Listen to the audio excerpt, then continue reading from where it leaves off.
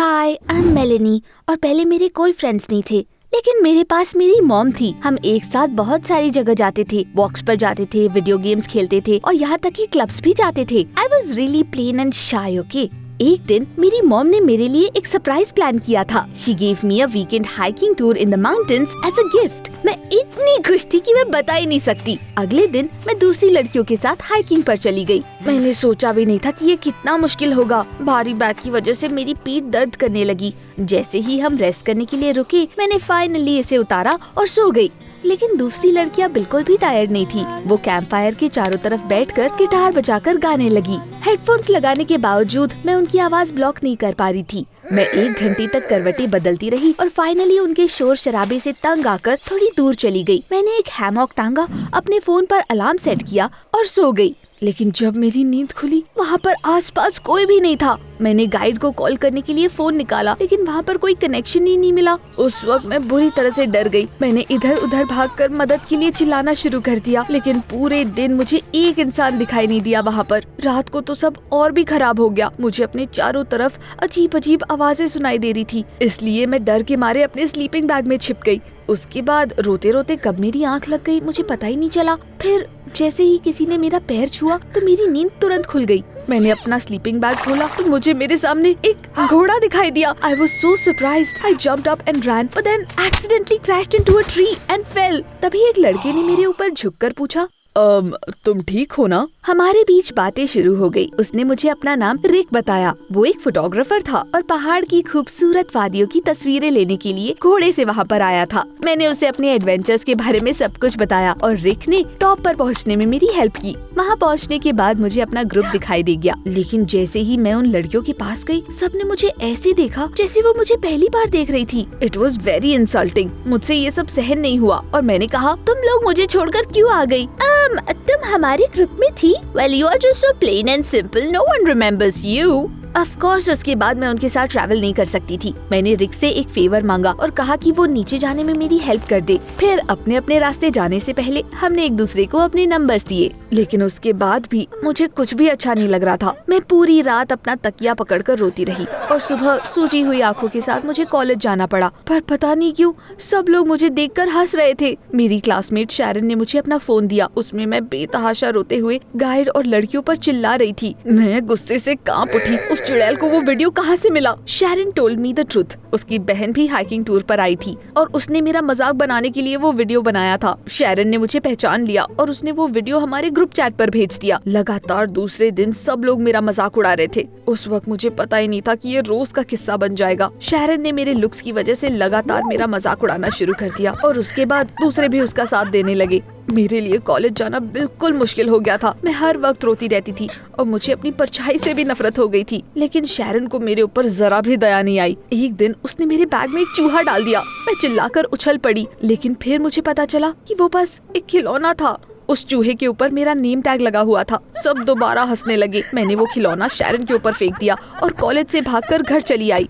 घर पहुंचने पर मुझे पोर्च पर एक पिंक एनवेलप दिखाई दिया। Just what I needed. क्या शैरन अब घर पर भी मेरा पीछा नहीं छोड़ना चाहती? मैंने घबराते हुए वो एनवेलप खोला तो उसमें एक कागज का टुकड़ा निकला। ये फ्री प्लास्टिक सर्जन सर्विसेज का सर्टिफिकेट था। उसमें एक नोट भी था। मुझे पता है तुम्हें इसकी जरूरत है। Your well wisher. Well wisher? बिल्कुल नहीं शैरन, मैं तुम्हारे जाल में फंसने नहीं वाली। मैंने वो सर्टिफिकेट फाड़कर फेंक दिया। उसके बाद अचानक मेरे ग्रुप चैट पर मैसेजेस की बाढ़ आ गई। I looked and saw photos of my classmates took by a professional photographer. उन्होंने एक बार फिर से मुझे इनवाइट नहीं किया था। क्या मैं सबके लिए इनविजिबल हो गई थी? मैंने रोते हुए उनकी तस्वीरें देखनी शुरू की और अचानक मुझे एक इंटरेस्टिंग चीज दिखाई दी। उन सबकी फोटोज के नीचे रिक के फोटो स्टूडियो का वाटरमार्क लगा हुआ था। ओह माय गॉड, राइट, रिक! मुझे उस एनवेलप को प्रैंक नहीं समझना चाहिए था। What if it was a gift from Rick? After all पहले भी तो उसने मेरी हेल्प की थी और शायद वो वापस ये कर रहा था। मैंने वो सर्टिफिकेट एक साथ जोड़ दिया और उस सर्जन के पास जाने का फैसला किया। वैसे भी जो अभी हो रहा था उससे बुरा और क्या ही हो सकता है। क्लिनिक के एंट्रेंस पर उसकी ओनर का एक बड़ा सा पोर्ट्रेट लगा हुआ था। वो इतनी खूबसूरत थी कि मैं उस पर से अपनी नजरें नहीं हटा पा रही थी। क्या वो सचमुच मुझे वैसा बना सकती थी? उस ख्याल ने मेरे अंदर कॉन्फिडेंस भर दिया। मैं सर्जन के ऑफिस में घुस गई। एक औरत ने मुझे एग्जामिन करने के बाद अपनी नाक सिकुड़ते हुए कहा, यहाँ तो बहुत बहुत मेहनत करनी पड़ेगी, लेकिन कोई बात नहीं, will fix you a bit here and उसके बाद you will be a beauty. मैं खुशी से झूम उठी क्योंकि मेरे पास वो सर्टिफिकेट होने की वजह से उन्होंने मुझे अपनी सर्विसेज फ्री में देने का वादा किया।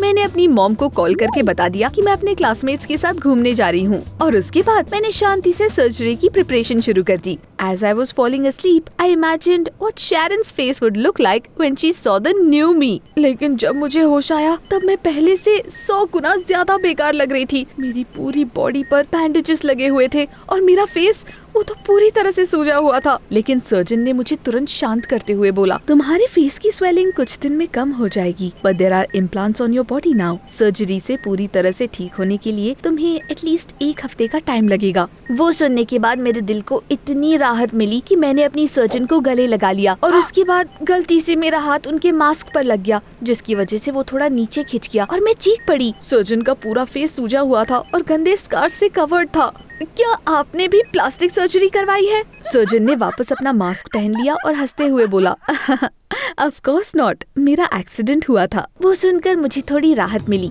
मैंने पूरा हफ्ता क्लिनिक में टीवी के सामने लेटकर बिताया। आखिर में जब फाइनली मेरा बैंडेजेस खोलने का वक्त आया तो मैं खुशी से उछल पड़ी। I now had a perfect body under them. मेरा फेस पूरी तरह से ठीक हो चुका था। अब आईने में मुझे एक खूबसूरत लड़की दिखाई दे रही थी। मैं अपने क्लासमेट्स का रिएक्शन देखने के लिए बेताब थी। क्लिनिक से निकलने के बाद मैं एक मेकअप आर्टिस्ट के पास गई और फिर मैंने नए कपड़े लिए। अब मैं कॉलेज जा सकती थी, लेकिन जब मैं वहाँ पर पहुँची तो उनमें से किसी ने मुझे नहीं पहचाना। सब लोगों को लग रहा था कि मैं कोई नई लड़की हूँ। लेकिन जैसे ही मैंने अपने क्लासमेट्स को अपना प्रोजेक्ट प्रेजेंट करना शुरू किया, शैरन ने मेरी आवाज पहचान ली और हैरान होकर अपने दोस्तों से धीमी आवाज में बोला, that is plain Melanie. Break के दौरान लाइफ में पहली बार मैं सेंटर ऑफ अटेंशन बन गई थी। लड़कियों ने मेरे ऊपर सवालों की बौछार कर दी और लड़के वो तो मुझ पर से नजरें नहीं हटा पा रहे थे। मुझे इस बात की बहुत खुशी हो रही थी कि मैंने सर्जरी करवाने का सही फैसला लिया था। अब बस मुझे अपनी मॉम को अपना नया लुक दिखाना था। घर आकर मैंने अपनी मॉम को गले लगाने के लिए बाहें फैलाई, लेकिन अचानक वो रोने लगी और खुद को रूम में बंद कर लिया। मैंने उनसे ऐसे रिएक्शन की उम्मीद तो बिल्कुल भी नहीं की थी। मैं पूरा दिन अपनी मॉम से बात करने की कोशिश करती रही, लेकिन वो बाहर ही नहीं आई। अगले दिन भी हमारी मुलाकात नहीं हुई, वो पहले ही चली गई थी। मैं ख्यालों में डूबकर धीरे धीरे कॉलेज जा रही थी। तभी अचानक सबवे के पास एक लड़का मुझसे अचानक टकरा गया। Hey, watch it! Oh my God, वो तो रिक था। उसने मुझे नहीं पहचाना। I am Melanie, remember? Camping trip में तुमने मुझे बचाया था। मैं उससे कॉम्प्लीमेंट सुनने का वेट कर रही थी, लेकिन रिक ने मुंह बनाकर कहा, Oh my God, तुम्हारे फेस को क्या हुआ? I'm sorry, but तुम किसी गुड़िया जैसी लग रही हो। ये सुनकर मुझे बहुत हर्ट हुआ और मैं आगे बढ़ गई। इट बिकेम क्वाइट ऑब्वियस रिक ने मुझे वो सर्टिफिकेट नहीं भेजा था, नहीं तो उसे मेरा ट्रांसफॉर्मेशन पसंद आता। लेकिन फिर ये किसका काम था? मैंने ये पता लगाने का फैसला किया कि मेरा वेल विशर आखिर कौन हो सकता है। तो इसलिए मैंने अपनी क्लासमेट से शुरू किया। ब्रेक के दौरान टीचर के ऑफिस से निकलने के बाद मैं अंदर घुस गई और मैंने सबकी नोट्स चेक करनी शुरू की, लेकिन किसी की भी हैंडराइटिंग नोट वाली हैंडराइटिंग से मैच ही नहीं कर रही थी। मुझे खाली हाथ घर वापस लौटना पड़ा। रास्ते में मैं वो विटामिन्स खरीदने के लिए फार्मेसी रुक गई जो सर्जन्स ने मुझे प्रिस्क्राइब की थी। Wait, the receipt must have been written by the same person who had written the note. मैं सब कुछ सॉर्ट करने के लिए क्लिनिक आ गई। रिसेप्शन पर मैंने अपनी सर्जन सोफी जॉनसन से मिलने के लिए पूछा, लेकिन मुझे बताया गया कि उस दिन क्लिनिक की ओनर छुट्टी पर है।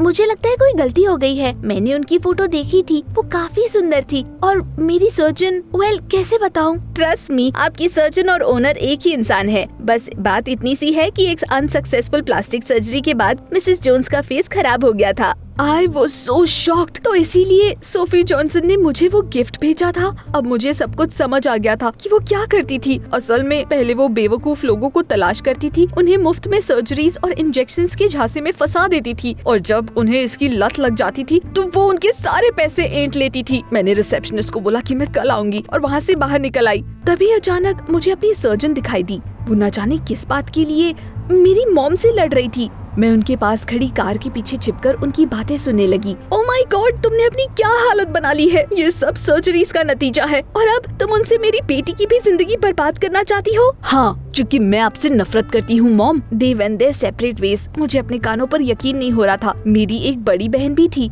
जिसके बारे में मुझे कोई आइडिया नहीं था। मैं टैक्सी करके तुरंत घर आई और प्रूफ की तलाश में सारे कैबिनेट्स छान मारे। उनमें से एक बॉक्स में एक पुरानी फोटो थी। उसमें मॉम और डैड ने एक प्यारी सी बच्ची को हग किया हुआ था। मैंने डॉक्यूमेंट्स देखने शुरू कर दिए और मुझे दूसरा प्रूफ मिला, a certificate of adoption of Sophie Jones. कई साल पहले मेरे पेरेंट्स ने उसे गोद लिया था। उस वक्त मैं पैदा भी नहीं हुई थी। तभी मुझे आगे का दरवाजा बंद होने की आवाज सुनाई दी। मैंने मॉम को वो बॉक्स दिखाया और उनसे एक्सप्लेनेशन मांगा। उसके बाद मॉम को मुझे सब बताना पड़ा। When she was very young, Sophie had plastic surgery. मुझे बहुत गुस्सा आया और मैंने उसे घर से बाहर निकाल दिया। सोफी अपने साथ वो सारे पैसे ले गई जो हम नया घर खरीदने के लिए बचा रहे थे और उन पैसों से उसने एक क्लिनिक खोल दिया। जब तुम्हारे डैड को ये बात पता चली तो वो गुस्से से पागल हो गए, लेकिन मैंने सोफी को धोखा नहीं दिया और सारा इल्जाम अपने ऊपर ले लिया। मैंने झूठ बोल दिया और कहा कि मैं दरवाजा बंद करना भूल गई थी और वो सारे पैसे कोई चोर लेकर चला गया। उसके बाद तुम्हारे डैड मुझे छोड़कर चले गए और उसके 5 महीने बाद ही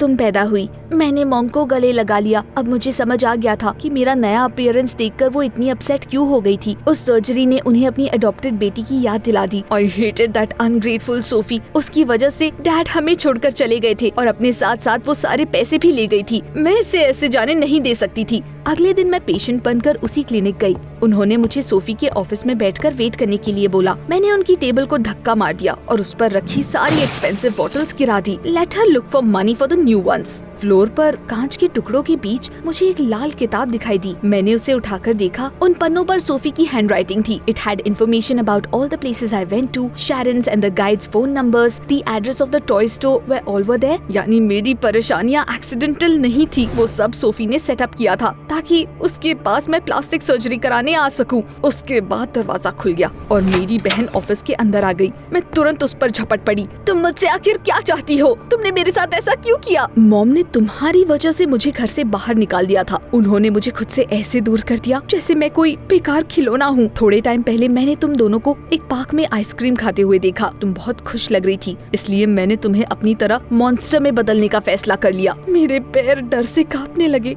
मॉन्स्टर, तुमने मेरे साथ क्या किया है? सोफी चुड़ैलों की तरह हंसने लगी। मैंने तुम्हारे अंदर सबसे घटिया ड्रग्स इंजेक्ट किए हैं। 1 महीने में तुम्हारा पूरा चेहरा सूज जाएगा और तुम खुद को आईने में पहचान भी नहीं पाओगी। मेरी आंखों के सामने सब कुछ घूमने लगा। मुझे चक्कर आ गया और मैं सोफे पर गिर गई। Sophie was in front of me looking terrified. उसने कहा कि वो बस मजाक कर रही थी और असल में उसने मुझे नॉर्मल ड्रग्स ही दिए थे। आई एम सॉरी, मैं बस तुम्हें और मॉम को आपस में झगड़ते हुए देखना चाहती थी, उनसे बदला लेना चाहती थी। उसके बाद मैंने सोफी को सब कुछ बताया जो असल में मेरे साथ बीत रहा था। For many years, she and mom hadn't seen each other because of a stupid misunderstanding. जबकि वो दोनों एक दूसरे से बात करके सारी चीजें क्लियर कर सकते थे। मैंने सोफी को उसकी पुरानी फोटो दी जिसमें हमारे पेरेंट्स के साथ थी वो। उसके बाद उसने मुझे गले लगा लिया। इस तरह मुझे अपनी बड़ी बहन मिल गई। Soon, my mom and her made up. Sophie के अनसक्सेसफुल एक्सपेरिमेंट्स को देखते हुए मैंने सोचा कि अब मुझे कोई इम्प्लांट्स नहीं चाहिए। सोफी ने दोबारा मेरी सर्जरी की